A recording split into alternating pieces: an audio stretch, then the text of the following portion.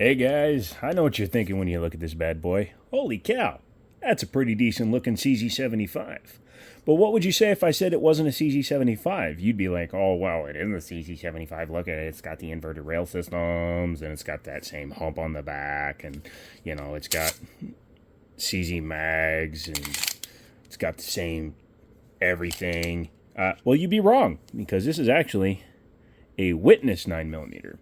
So EAA, Tanfoglio, they teamed up. They created their own line of CZ75 clones, I guess you'd call them. They're actually very high quality clones, and they released them to the U.S. market. They're imported from Italy to the United States by EAA out of Cacao, Florida. Is it Cacao? Somebody let me know down in the comments. But yes, they do take CZ parts as well as their own parts.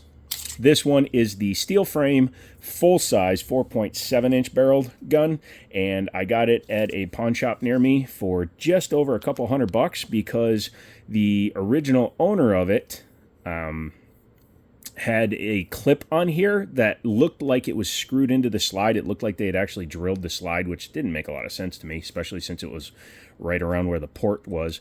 But when I took it off, I found that there was no damage to the slide, so I was able to get all the gunk off and clean it up, and as you can see, it is now back to very good state. Now, these are Dan Wesson DWX grips. They actually came off of my Dan Wesson DWX before I sold it. I actually have some blue, like, G10 grips coming for it, but I just threw these on here for this video because I thought these looked kind of cool on it.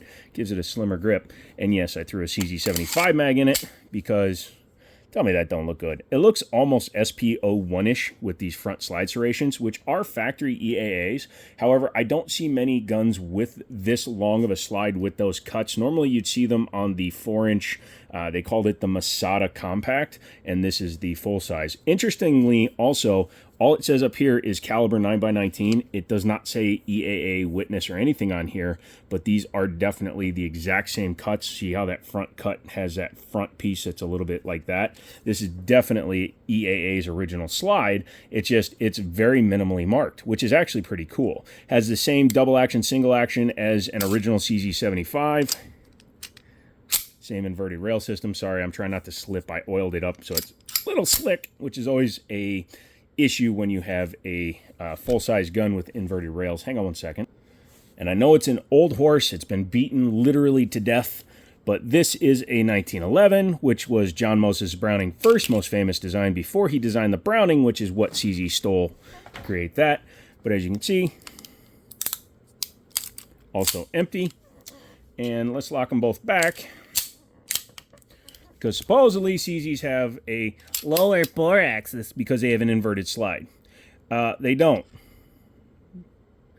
If you look, the trigger is actually higher on a 1911, and since it's a linear trigger, it also can be pulled from the top. The bottom, it doesn't matter, has the same pull, whereas this is hinged, so when you pull it, it goes up. But as you can see, guide rod to guide rod, dust cover to dust cover, the 1911 actually has a lower bore axis in relation to caliber and size than even the CZ75. And then other people are like, wow.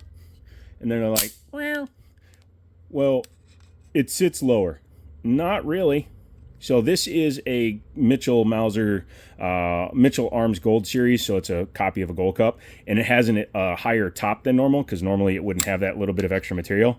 And as you can see, they're literally the same height. So, yeah, your lower bore axis people, you can climb into a bus, drive it off of a bridge, and enjoy the ride down with your physics that you don't understand because it will fly down. Moving back to the gun, sorry about that. I get frustrated when I hear people that don't understand what they're talking about talk about stuff because, it makes me sad. But this is a all-steel gun, so steel frame, steel slide. The pawn shop I bought this from had a couple of them. A couple of them were polymer. I don't like the polymer guns, especially if I'm going with the classic. And it is a safety-only version. I'm pretty sure the CZ stuff that you can put in here from the actual 75s to convert these to decockers will work on this gun as well. Hammer fire, duh. Nice little trigger on here. It is a little bit different from a stock CZ75 in terms of the feel, but it is double action. And then when the gun fires, goes into single action, which is much shorter, has the ability to be manually cocked. You can decock it if you want to carry it in double action first shot with the safety on, or double action first shot safety off, or you can cock it, lock it, and stick it in your pocket. Everything you do will defeat the trigger on this guy. No grip safeties or anything like that. It's something John Moses Browning didn't actually want on the 1911, but he had to accommodate the U.S. government. The trigger, again, it's not a linear trigger like a 1911. It is a hinged trigger, so it does pull, and it changes where, you know, if you try to hold it from the top, it's a much heavier. Pull it from the bottom. Again, physics, lever, move the world. You understand. But yeah, this one has a traditional set of sights. However, the front sight, I believe, is screwed in from underneath the slide. We'll take a look at that when we pop it apart. I only cleaned the outside, not the inside yet. Has the external extractor with a roll pin. Has, like I said, the serrations are all right if you just knuckle it and grab it and go. But it could use a little bit more aggressive. I wish these were a little bit deeper because they're very easy to miss. Slide lock, slide release is on the one side. It is not an ambidextrous gun in any way. I like that this version of it has the enhanced beaver tail. Our original style ones have smaller beaver tails on them, have just a truncated one like the original CZ75s do. Also, because this is an upgraded slide, it doesn't have the Browning high power cuts because they left the full material in order to put the front slide serrations. Also, if you look at an SPL1, it has straight up and down rears and canted fronts, so this is actually more aesthetically pleasing in my opinion.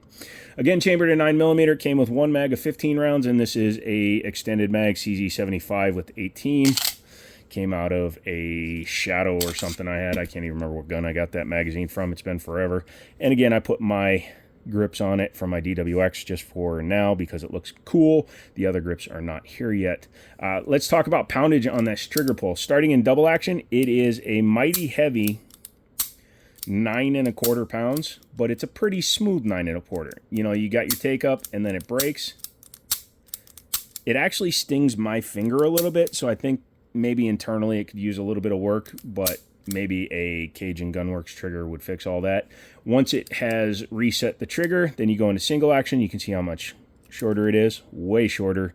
Drops the poundage to about 3.5, which is very nice. And most of the time when I run a gun, I will always rack it before I go in, so because I carry them cocked and locked, I have no reason to run a gun double action if it has single action capabilities. Yeah, very nice. The sights are 3-dot white. I'm actually not a fan of those. Again, if that's just a screw-in front sight, I'll get a Dawson Precision and leave the rears and work with it. But yeah, that's pretty cool. Overall condition is pretty good, too. It's a lot cleaner than I thought it was when I was first playing with it in the store and it had that ugly-ass pocket clip on there. It looked like it was in rougher shape. But this would be a really good carry if you want a full-size duty-style gun. Has front vertical serration, which I don't know why companies still do this, because there's companies that still do that to this day. You're much better off having horizontal versus vertical, because vertical does nothing in this axis for trying to maintain control. But you can see trying to pull my finger out versus sliding it up and down, I'm using the same amount of pressure. You can see my fingers turning white at the same level. But yeah, it's better to have them opposing the actual recoil action of the gun. This literally does nothing. This is aesthetic. This is aesthetic. This is bullcrap. I would actually put skate tape over those. But yeah, other than that, not bad. Want to take her apart? Okay, let's do that. So rack it back. Make sure she's empty. She is. CZs are different from regular guns in that you only have to come back this far. In fact, another way that some people will do it, and I like to do it sometimes, I'll what's called quarter cock the gun. Because when you pull it back, you can see it'll basically just hold it right at that point. Take the base of your mag, because these are actually a little stiff, both in the real guns and this gun, and pull out your slide lock, slide release. Once you've done that, if your gun is not a piece of crap, it should be able to do that. Let's take a look at the frame real quick. You can see the inverted frame rails, the famous rails. It's just a gun operating system. It's a little dirty in there. It needs to be cleaned out, obviously. And then, like I said, this is all just straight up CZ75 stuff in here. So I'm sure all of these springs could be swapped out with the Cajun Gunworks parts.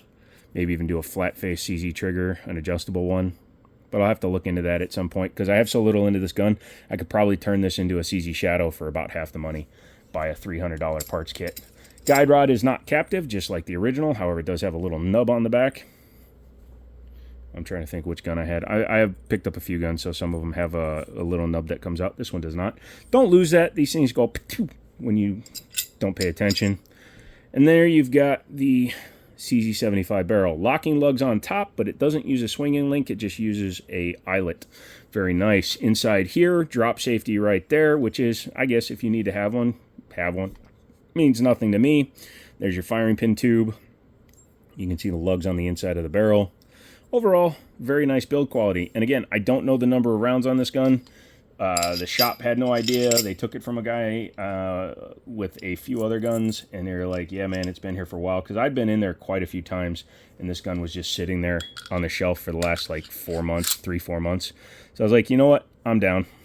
But reassembly, as you can see, is super easy. You just bring it back to the holes, take your slide lock, slide release, and super duper easy when it doesn't pinch your fingers. Yeah, that is the Tanfoglio CZ75 clone. It's a really cool gun for the money. If you can find one for a couple of $100, I highly recommend it because it literally is a CZ75 just with a non-Czech heritage. Does that make sense to you? Yeah, it's definitely worth picking up. If you like this video, make sure to give it a thumbs up. If you hate this video, well, I don't know what to tell you because YouTube doesn't count those anyway, so go ahead and give it a negative, and I'll see it in my analytics, I guess. But show your love. Hook us up. Additionally, if you are into the supporting your channel game, these are coming to you via my buddy Elliot. This is a Jiminy Show t-shirt. You can buy one to support the channel. There's a couple of different ways you can support the channel. You can just buy the t-shirt. It's $30. That includes the shipping. It's high quality American sourced t-shirts, American printing. The company that does it is American. Has a nice flag on it. Very nice. I have green and black. They come in XL and double XL. We are working on hoodies and morale patches. So once I get all that stuff sorted out, you can order all of them. But for now, you just get a t-shirt and show the channel that you love it. See. Come back from the next video, put down ergonomic if you made it this far in the video, and I'll talk to you later.